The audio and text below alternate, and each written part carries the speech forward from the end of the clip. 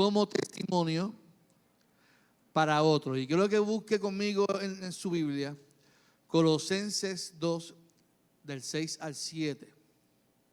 Colosenses 2, del 6 al 7. Y cuando lo tenga, dígame, por favor.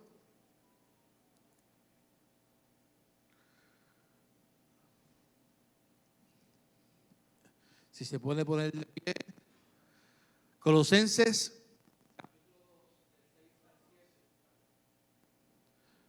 Se fue. Colosenses 2, del 6 al 7. De la manera que habéis recibido al Señor Jesucristo. Escuche bien el texto. De la manera que habéis recibido al Señor, en Él, arraigados y sobreedificados en Él, y confirmados en la fe, así como habéis sido enseñados, abundando en acciones ¿de qué? De gracia. Señor, en esta mañana te damos gracias por tu palabra y te damos gracias por este servicio y porque vamos a escuchar tu palabra, palabra que transforma, palabra que bendice nuestras vidas y palabra que nos mueve a nuevas experiencias contigo, Señor. Padre, habla nuestra necesidad, habla nuestra mente, nuestro corazón y que tu palabra cale lo profundo donde nadie puede llegar, Señor. En el nombre de Jesús. Amén. Amén. Se pueden sentar en esta mañana del Señor. Nótese que la carta de los Colosenses, a los Colosenses, porque va dirigida a ellos, fue escrita y se le adjudica al apóstol Pablo desde la prisión y probablemente escribiendo desde Roma, alrededor de los años 60 al 62 después de Cristo. Y Pablo escribe a la iglesia de Colosas, una comunidad de creyentes que enfrentaba la amenaza de falsas enseñanzas, incluyendo el gnosticismo y prácticas céticas que distorsionaban lo que Cristo había hecho. Y qué interesante que en estos días han destapado yo le llamo sectas, porque cuando tú te distorsionas totalmente del evangelio, eso es una secta.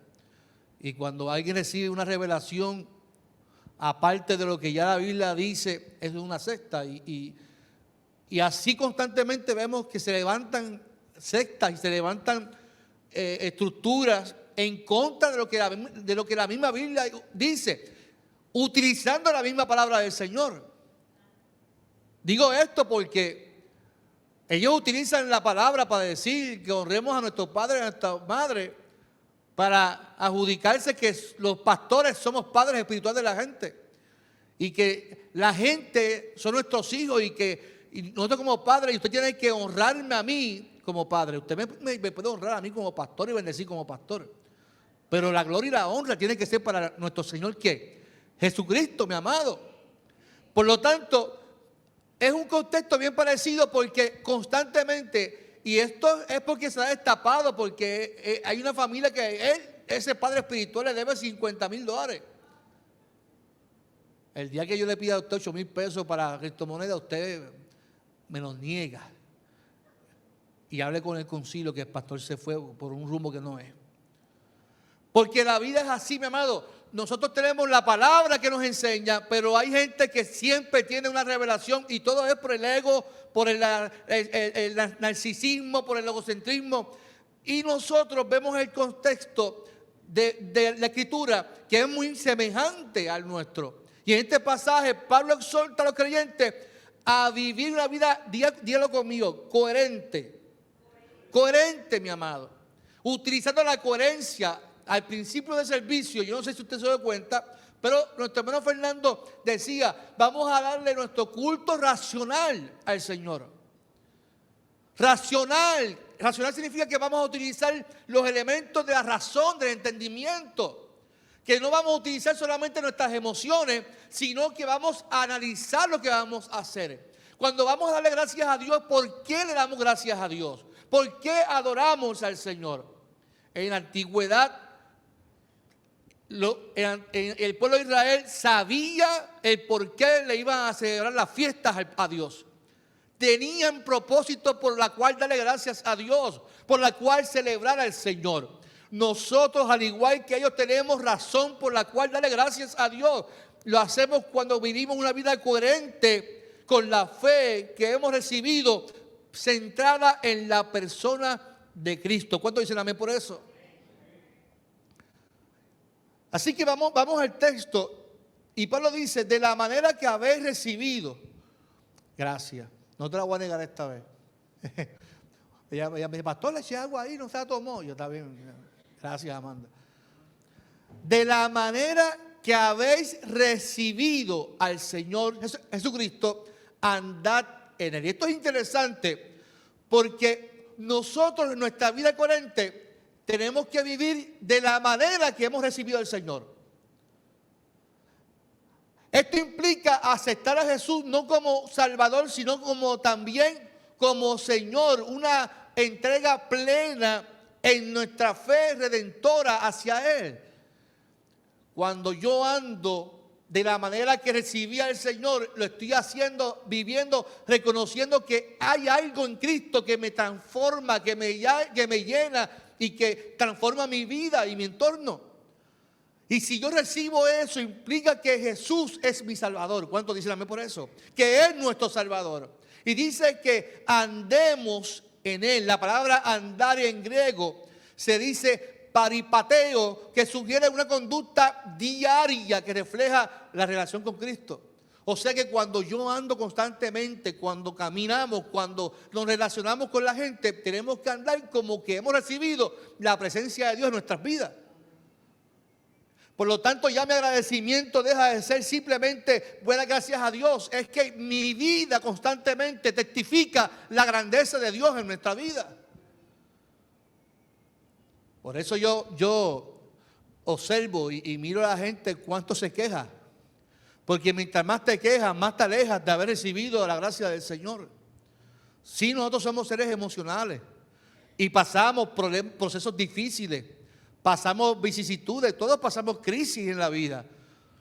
Pero estamos hablando de que a pesar de la crisis, nosotros tenemos que entender que hay un Cristo que murió y que nos dice que en el mundo vamos a tener aflicciones, pero que confiemos en Él. Y que esa confianza me invita a mí a vivir como lo que yo he recibido de Él.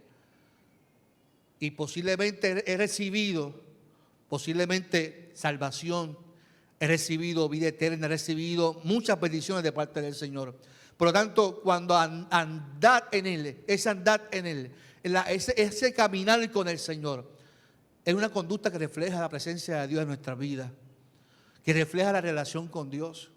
Antes de quejarse, antes de uno lamentarse, antes de uno quejarse constantemente, levántese y dele gracias al Señor. Dele gracias a Dios por las bendiciones. Dele gracias a Dios porque a pesar de que el cuerpo nos duele, a pesar de que nos duele el caminar, a veces es dificultuoso el camino, pero qué bueno es Dios con nuestra vida. Qué bueno que Dios nos da salud. Y dice el texto, arraigados y ¿sobre qué? Edificados en Él. Arraigados evoca la imagen de un árbol con raíces profundas, mi amado.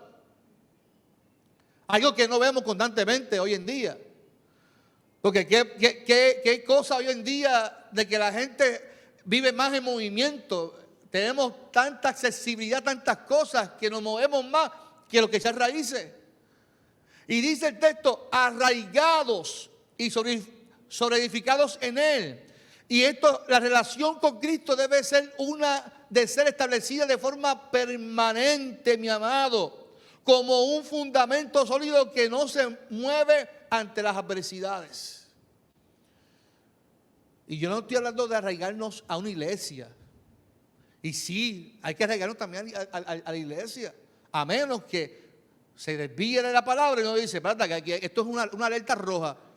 Pero si mi iglesia es una iglesia como llamamos cristocéntrica, que se predica a Cristo, porque pasa etapas y crisis y me voy a mover, no. yo me arraigo, he hecho raíces profundas. Y le doy gracias a Dios porque a pesar de la crisis, la presencia de Dios está ahí. Y yo voy a ver la bendición de Dios en esta iglesia. ¿Cuántos lo creen conmigo? Y dice, además de arraigados, dice sobreedificados en él. Y esta es una metáfora arquitectónica. Y la vida cristiana es como un edificio que se construye sobre el cimiento de Cristo. Por eso somos sobreedificados en Cristo, mi amado. En estos días yo contaba en el podcast un cafecito con mi pastor. El pastor Ricky hablaba de la palmera, que el justo florecerá como la palmera. Y él hablaba sobre estar plantados en el Señor. Cuán importante estar cimentado en el Señor. Y yo recordé la imagen cuando yo era más joven, era más jovencito. Recuerdo que yo tenía un amigo que se llama Josué Caleb, que murió hace varios años atrás. Y recuerdo que fuimos a un monte oral y ese día nos acompañaba un joven llamado Jimmy, que yo no lo conozco, no lo conocía. Y Jimmy, mientras estaba cada cual orando por su lado, en un monte grande, recuerdo que él tuvo una visión en ese día allí. Y recuerdo la estructura de ese monte, que tenía una capilla. Y él decía, Carlos, tú estabas afuera de la capilla y había como un río. Y en ese río tú estabas en una roca, una piedra, pescando. Y yo recuerdo que en ese momento de mi vida, yo estaba jovencito y yo estaba en mi proceso si iba a ser pastor o no iba a ser pastor. Yo como que no, de hecho de camino a orar, yo decía a Josué, yo dudo que esto para mí yo lo veo muy difícil, lo veo muy complicado, yo sabía que le iba a dar una patada a esto. Yo lo veo muy complicado, yo creo que yo no voy a ser pastor, yo voy a hacer otra cosa. Y Josué, cuando Jimmy recibe esa revelación, recuerdo que él dice, mira, yo no entiendo ese sueño, pero yo conozco un ancianito que vive por aquí cerquita que nos puede explicar este sueño. Y fuimos directamente a casa de ese viejito. Yo soy el último que entro a la casa. Cuando Jimmy le explica el sueño al viejito, le dice, esto es sencillo. Es un señor mayor con mucha sabiduría. En el sueño, el joven que estaba pescando, en tu sueño estaba parado sobre una piedra. La piedra dice en la Biblia que es Cristo. Si ese joven estaba parado sobre la piedra, quiere decir que ese joven, su vida está fundamentada en Cristo. Y si ese joven está parado sobre Cristo y está pescando, que no lo dude más, porque Dios lo está llamando a que sea pastor. Y yo comencé a llorar porque decía, ¿cómo Dios se encarga de hablarme en cada instante que yo me paraba en cualquier lugar? Pero algo que me impactó es que él en su sueño entendiera que mi vida estaba sobre la roca. Y yo doy gracias a Dios porque a pesar de la crisis que como cualquier joven pudiera haber vivido, le doy gracias a Dios porque mi mente estaba centrada y está centrada en la gracia de Dios que me llamó a pesar de no merecerlo. Usted no sabe las tentaciones y las invitaciones que yo tuve como joven de irme a otros lugares, a otras iglesias. Lila y yo éramos novios. Y había una iglesia en Trujillo Alto que me decía, yo estoy orando para que tú te vengas para acá, independiente.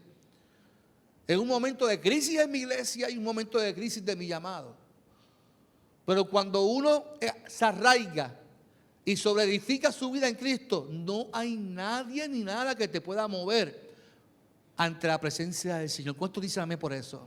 Por lo tanto, cuando uno vive agradecido, fíjense, cuando uno vive agradecido, uno vive entendiendo la gracia del Señor y vive conforme a eso y no habrá nada ni nadie que te pueda mover. Puede ser que haya momentos de crisis, momentos de turbación, pero ante esos momentos siempre habrá una palabra que te edifique para que tú que quedes y siembres esas raíces y sobreedifiques tu vida en Cristo Jesús, mi amado. Y dice que confirmados en la fe.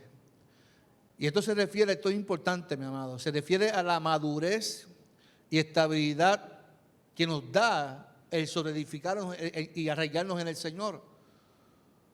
nuestra fe, nuestra creencia en Cristo, en lo que Dios ha hecho en nuestra vida, tenemos que vivirla y confirmarla con la madurez y estabilidad que nos da el vivir. La fe en Cristo debe de ser fortalecida a través del conocimiento de la palabra, mi amado, y la práctica. Yo escribí en estos días, ayer mismo escribí, ¿cómo la gente cae en esta cuestión de tantas falsas doctrinas, tanta cuestión? Yo pienso que es hasta una moda. Es una moda abrir una iglesia hoy en día, sentirme llamado y abrir mi iglesia. Entonces hoy en día los templos no son ni claros, son oscuros. Hay una oscuridad y todo es oscuro. Y hemos cambiado, como dije el domingo, la cruz, es decir, los símbolos por pantalla y tecnología. No sé si que me estoy poniendo viejo. Yo no sé si que me estoy poniendo viejo y que ya uso chaquetas con cuadritos y que a Fernando le gustó la chaqueta, te la voy a regalar. Pero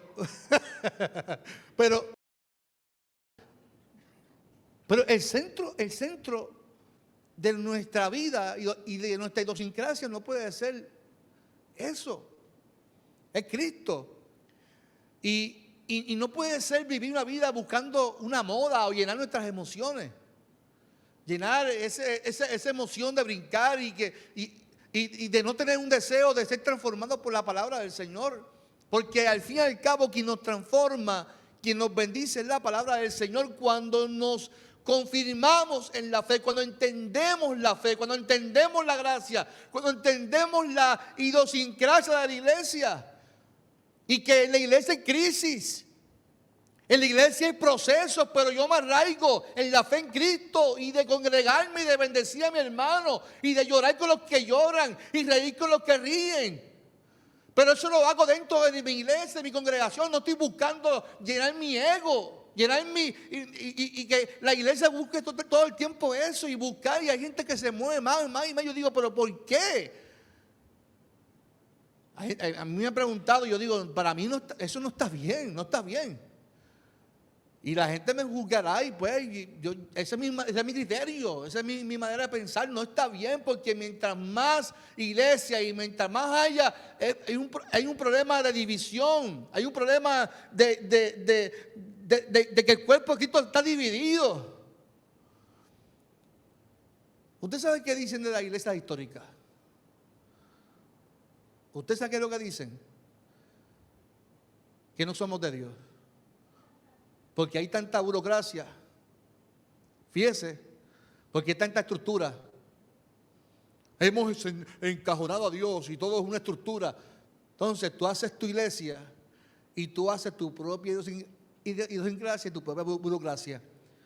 Y haces al fin y al cabo lo que te da la gana. ¡Qué barbaridad! O sea que no es que tú no quieras pasar por, es que tú quieras hacer lo que te da la gana. Y entonces decimos, no, porque es que Dios me llama a prisa.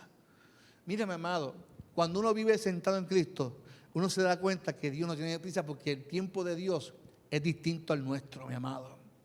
Y nosotros tenemos que entender que tenemos que arraigarnos y solidificarnos en la persona de Cristo, no en la nuestra. ¿Cuántos dicen amén? Y confirmar nuestra fe en Cristo, no en lo que nosotros pensamos. Y dice entonces, y termina el texto diciendo, abundando en acciones de ¿qué? Dígalo conmigo, ¿en acciones de qué? De gracias. Y la gratitud no es solo un acto. Yo no sé si fue que Fernando leyó mi mensaje. Pero no es un acto, sino un estado continuo de vida.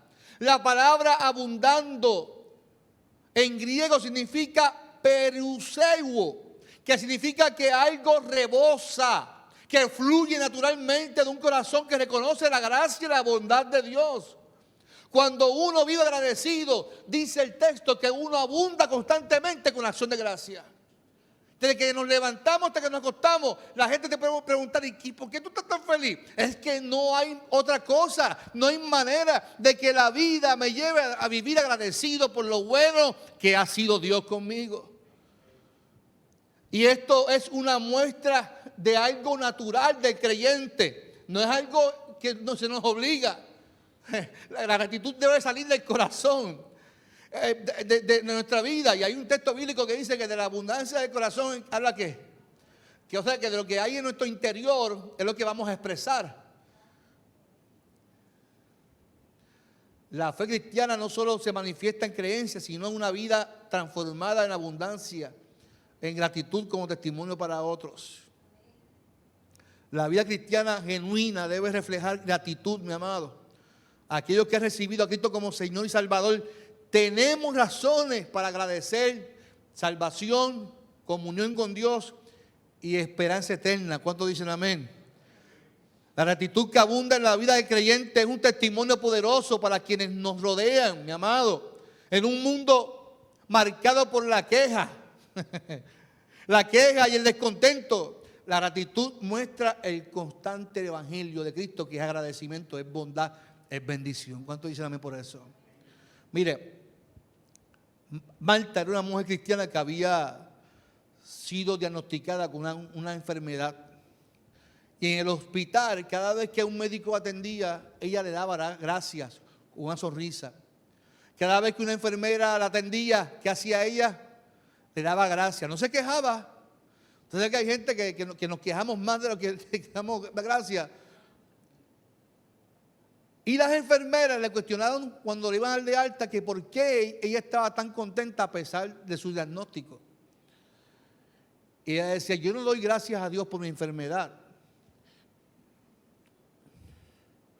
Le doy gracias a Dios por la vida y por el servicio que ustedes ofrecen para que yo pueda estar bien. Y le doy gracias a Dios porque a pesar de que tengo una condición, estoy todavía viva. Y Dios está conmigo. Él me ha dado tanto, mi familia, mi iglesia, y la paz de saber que pase lo que pase, mi vida está en las manos de Dios. Iglesia, usted no sabe cuántas personas impactamos con nuestro testimonio, con una vida agradecida al Señor, agradecida por sus bondades. La gratitud no era un acto, sino una expresión continua de la fe de Marta. Nosotros cada vez que nos levantamos con nuestros vecinos, con nuestro entorno, en nuestra iglesia, en nuestros trabajos, cada vez que usted da gracias, que usted vive agradecido, usted está testificando que Dios está dentro de usted. Piensa, y con esto termino, en tus hospitales. Puede que no estés en un hospital literalmente, pero tal vez enfrentes desafíos en el trabajo, hogar, en tus relaciones, y pregúntate en esta mañana, ¿cómo puedo expresar esa gratitud incluso en circunstancias difíciles? Impacta con tu gratitud a otros. La gratitud no solo fortalece tu relación con Dios, sino que también puede abrir corazones a su mensaje de lo que Dios ha hecho en nuestra vida. Haz de tu gratitud un reflejo del evangelio para que otros lo puedan notar y servir también al Señor. Así que la gratitud no es una virtud cristiana, sino una demostración tangible del evangelio, de lo que Dios ha hecho en nosotros. Antes de quejarnos, mi amado, antes de quejarnos, la gratitud debe ser como testimonio para otros, de la manera que habéis recibido al Señor Jesucristo. Andad en Él, o sea, testifica, vive como Él, arraigados y sobreedificados en Él, y confirmados en la fe, así como habéis sido enseñados, abundando en acciones de gracias. Yo te invito a que cierres tus ojos en esta mañana del Señor. Gracias, Señor, por tu palabra, por tu presencia. Y gracias, Señor, porque a pesar de los momentos difíciles, a pesar de la crisis, a pesar de lo que estamos viviendo en este mundo, afirmamos que tú estás en medio nuestro, Señor. Afirmamos que tú nos das la paz que sobrepasa todo entendimiento. Afirmamos, Señor, que en nuestro corazón solamente hay agradecimiento por tus bondades, por todas las experiencias buenas y no tan buenas, Señor, por las malas también, porque nos ayudan a crecer, Señor. En esta hora, Señor, ante ti estamos en esta mañana, Señor. Y te adoramos y te damos gracias, Señor.